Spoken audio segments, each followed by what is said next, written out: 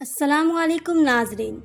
आज हम आपको एक ऐसी औरत के बारे में बताने वाले हैं जिसकी कब्र में बिच्छू ही बिच्छू थे, लेकिन उसके बाद कुछ ऐसा हुआ कि उसकी कब्र में बिच्छू ख़त्म हो गए। नाजरीन, उसकी कब्र में बिच्छू क्यों आए थे और वो कैसे ख़त्म हुए, आइए आज हम आपको बताते हैं अपनी इस वीडियो में। नाजरीन, कहा जाता है कि ये वाक़या बिल्कुल सच्चा है और पाकिस्तान के एक शहर में पेश आया है। कब्रिस्तान में काम करने वाला एक गोरकन बताता है कि एक बार ऐसा हुआ जब मैं कब्रिस्तान में काम करता था तो मेरा एक गोरकन दोस्त था, वो भी उसी जगह कब्रिस्तान में मेरे साथ काम किया करता था और ये वाक़या मेरा उसी साथी के साथ पेश आया। मेरा साथी बताता है कि एक मर्तबा कुछ लोग मेरे पास आए और मुझे कहने लगे कि एक कब्र तैयार करनी है। जब मुझे कब्र खोदने के लिए कहा गया तो मैंने इनकार नहीं किया। अब मैं कब्र खोदने के लिए ज़मीन को तलाश कर रहा था तो कब्र खुदवाने वाले कहने लगे कि ये जो पेड़ सामने देख रहे हो, इसके नीचे ही तुम ज़मीन को खोदना शुरू कर दो, ये जगह बेहतर रहेगी। मुझे वो लोग बहुत परेशान लग रहे थे। खैर, मैंने उन लोगों को नज़रअंदाज किया और ज़मीन खोदना शुरू कर दी। लेकिन अजीब बात थी कि पहले तो वो जगह बहुत हमवार थी, यानी कि बहुत अच्छी लग रही थी और यूं ही लग रहा था कि आसानी के साथ खोदी जाएगी। लेकिन जैसे ही कब्र खोदने के लिए कोदाल ज़मीन पर मारा गया तो वहाँ एक बड़ी सी चट्टान निकल आई। बहुत बड़ा सा पत्थर था। ऐसा लग रहा था कि ज़मीन सख्त हो गई है और यहाँ पर अब कब्र नहीं बन सकती। मैंने उन लोगों की तरफ देखा और कहा, देखें, यहाँ पर कब्र खोदना मुमकिन नहीं है, यहाँ बहुत बड़ा सा पत्थर है, आप लोग क्या कहते हैं? तो वो लोग कहने लगे कि ठीक है, तुम दूसरी जगह देख लो। जब हम दूसरी जगह गए तो वहाँ पर कब्र खोदना शुरू की तो अजीब बात है कि वहाँ पर भी एक बहुत बड़ा सा पत्थर बन गया।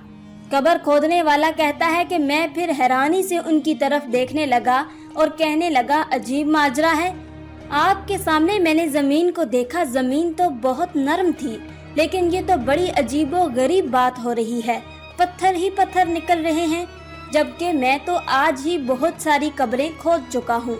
लेकिन खैर, जो लोग कब्र खुदवाने वाले थे उन लोगों ने कहा कि अब हम क्या कर सकते हैं, तीसरी जगह देख लो। जाहिर सी बात है, मैयत को दफनाना नहीं है।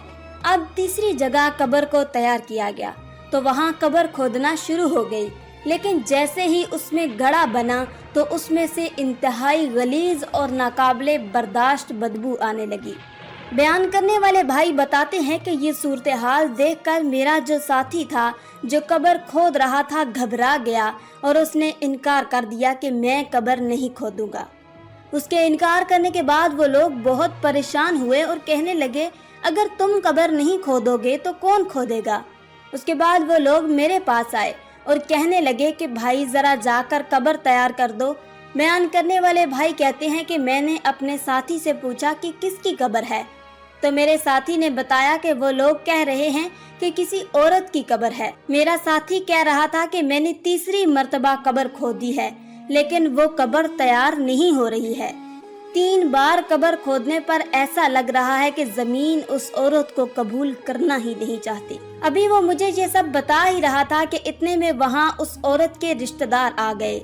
उन्होंने कहा कि देखो भाई, हमारी मजबूरी है, हमें कब्र तैयार करवानी है, काफी देर हो गई है, लेकिन तुम्हारे इस साथी ने कब्र नहीं खोदी, बल्कि बार बार कह रहा है कि यहाँ चट्टान आ गई, यहाँ पत्थर आ गया, क्या तुम ये काम कर सकते हो?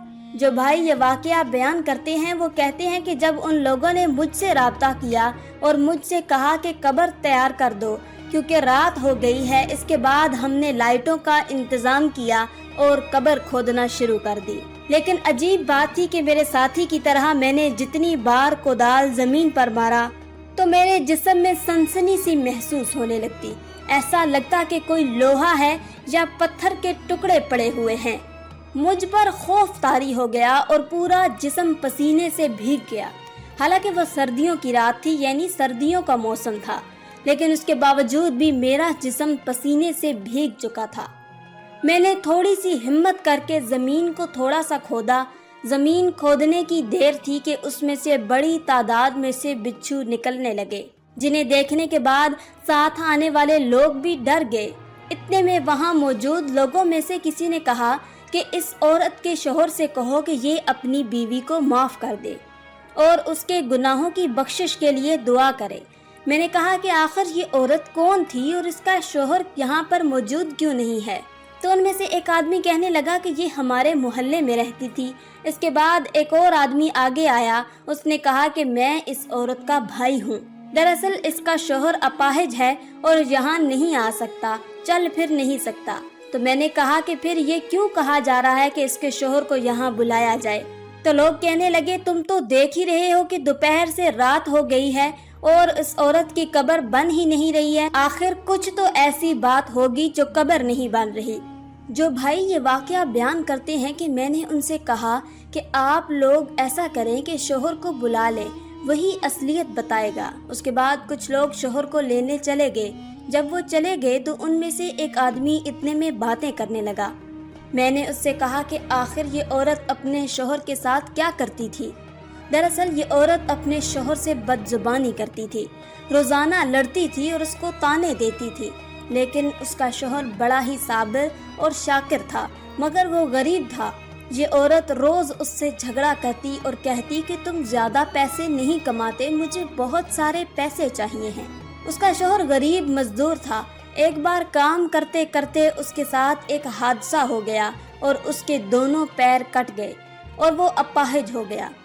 शौहर इंतहाई नेक और सब्र करने वाला था। बीवी की बदतमीजी पर कहता कि तू मेरा हाल नहीं देखती है, तू मेरी खिदमत करने के बजाय मुझे ताने देती है, मुझे कोसती है। तू क्या नहीं जानती कि मैंने हमेशा तेरा भला चाहा है? लेकिन ये औरत हमेशा यही कहती है कि तू बड़ा ही बेकार इंसान है, मैं तुझे छोड़ दूंगी। अल्लाह पाक ने उस औरत को इस बदजुबानी की वजह से ऐसी बीमारी दी कि ये बिस्तर से लग गई। अब एक तरफ अपाहिज शौहर था और दूसरी तरफ ये बिस्तर पर पड़ी हुई थी। काफी वक्त तक उसका शौहर उसकी खिदमत करता रहा, मगर ये जुबान से बक बक करती रहती और इसका दिल तोड़ती रहती। शौहर अपाहिज होने के बावजूद इसका ख्याल रखता, इसे खाना खिलाता। उसके शौहर ने उसकी बहुत खिदमत की, लेकिन बीमारी के चलते उसका इंतकाल हो गया। बयान करने वाले भाई बताते हैं कि अभी मैं ये सब बातें सुन ही रहा था कि इतने में वो लोग उसके शौहर को लेकर आ गए। उसका शौहर बुरी तरह से रो रहा था। मैंने कहा, भाई साहब, आप देख रहे हैं ना कि आपकी बीवी किस हालत में इस दुनिया से गई है। आप अल्लाह के नेक बंदे हैं, आपने कभी उससे बदतमीजी नहीं की, उस पर हाथ नहीं उठाया, बल्कि उसकी खिदमत की है, उसकी जुबान दराजी को बर्दाश्त किया है। अल्लाह पाक आप पर अपनी रहमतें हमेशा बरसाए रखे। मैं आपसे इल्तिजा करता हूँ कि आप अगर अपनी बीवी की खैरियत चाहते हैं और ये चाहते हैं कि उसको कब्र में दफना दिया जाए और कब्र इसे कबूल कर ले, तो आप इसे माफ़ कर दें। शौहर ने कहा कि मैं इसे माफ़ करता हूँ, अल्लाह ताला भी इसे माफ़ करे। फिर उस औरत के शौहर ने कब्र के करीब बैठकर दुआ की और फिर कुरान पाक की तिलावत शुरू कर दी।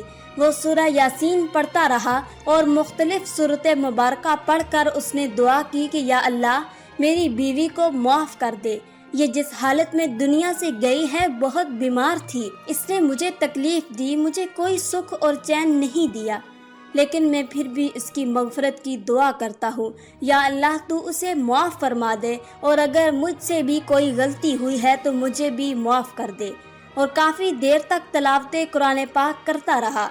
इस दौरान जितने भी बिच्छू थे उनकी तादाद न जाने कितनी थी। 100 से ज़्यादा वो बिच्छू थे। जैसे जैसे उसका शौहर कुरान पाक की तिलावत करता जा रहा था तो बिच्छू गायब हो रहे थे। बयान करने वाले भाई कहते हैं कि जैसे ही बिच्छू गायब हुए तो हमने बेखौफ होकर कब्र तैयार की। इस तरह मौत के तकरीबन 13 घंटे के बाद उस औरत को दफनाया गया। तदफीन के बाद भी उसका शौहर कुरान पाक पढ़ता रहा और उसके लिए दुआ करता रहा। इस तरह से उस औरत की कब्र से बिच्छू गायब हो गए। नाज़रीन, आपने देखा कि शौहर की नाफरमानी करने वाली औरत को ज़मीन ने कबूल ही नहीं किया। इसलिए हमें चाहिए कि अल्लाह ताला के हुक्म की पैरवी करें और शौहर के साथ हुस्ने सलूक से पेश आएं। आखिर में अल्लाह रब्बुल इज़्ज़त से दुआ है कि अल्लाह ताला हमें नेक अमाल करने और बुराई से बचने और बचाने की तौफीक अता फरमाए। आमीन या रब्बल आलमीन।